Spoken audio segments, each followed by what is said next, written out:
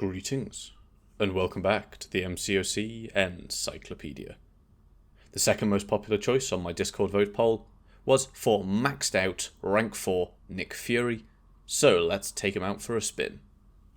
Nick Fury has for the longest time been one of my favourite characters in the game, and I'm super excited to see him as a 7-star. He's going to be a massive pain on both offense and defense, and in this video we will be stretching him about as far as we can on offense, and that was Realm of Legends Captain Marvel down in 14 hits, 12 seconds.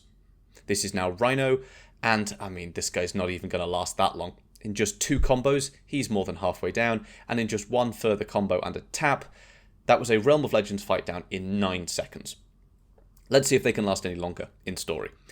This Nick Fury is rank 4, Sig 1, so if you get him and just Awakening Gem him or like Sig 20 him via duping, absolutely fine. We have a personalised mastery tree with both recoils and deep wounds. We've got a full Black Panther squad, unless stated otherwise, helping with his bleeds, and we've got max boosts on as well. Even story fights, they don't even get to throw a special attack. That was first life Nick Fury down in 20 seconds. For those of you that aren't sort of fully aware how Nick Fury works, when you die, if you are awakened, you will instead go into your sort of second life, so you'll heal to full, but then degen down to 30% health.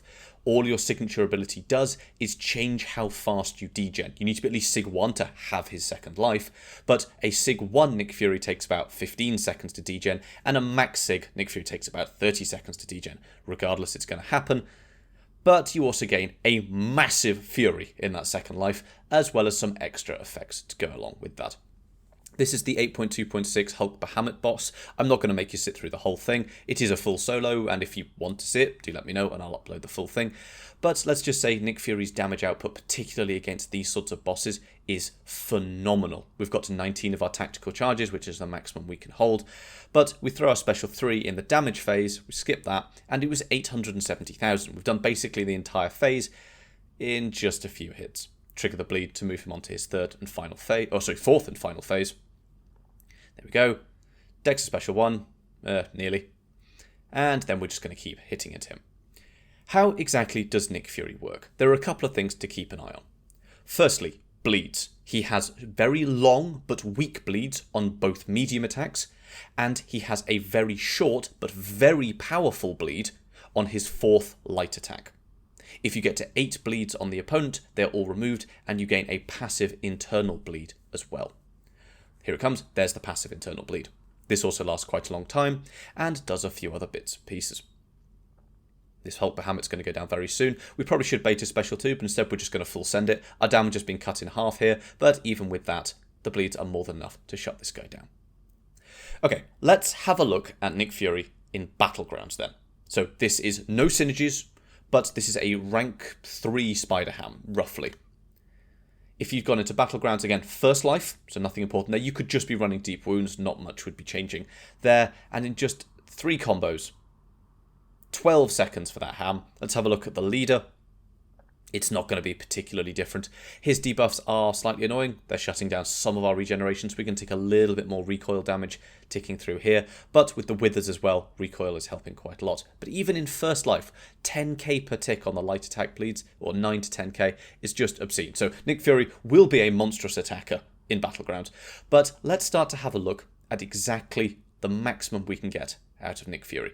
This is Abyss Hulk Ragnarok, and he is one of the most annoying fights in the Abyss. Simply because any damage you do to him, you can see all of my basic hits, are capped at, I think, something like 10% of your attack value.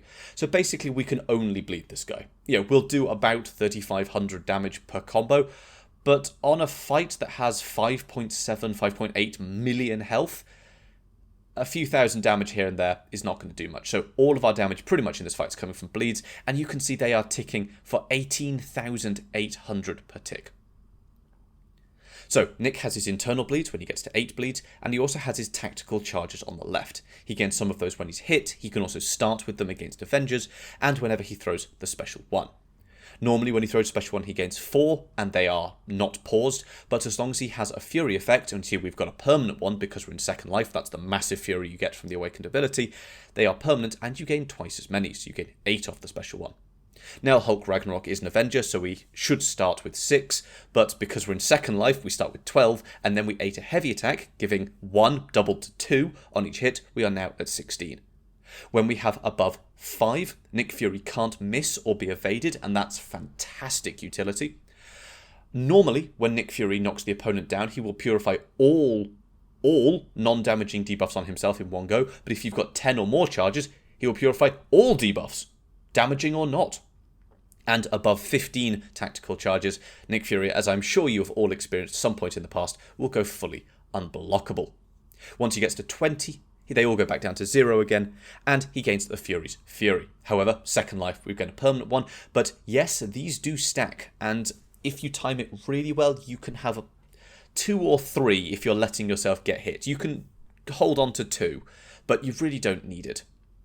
This Hulk Ragnarok has basically only been taking bleed damage, but our bleed damage here actually is being massively reduced because we can't use an internal bleed against Hulk Ragnarok. That is considered a passive damaging effect, and as such, Hulk Ragnarok will do a whole amount of healing and all of his smash rubbish as well with his face me mechanic.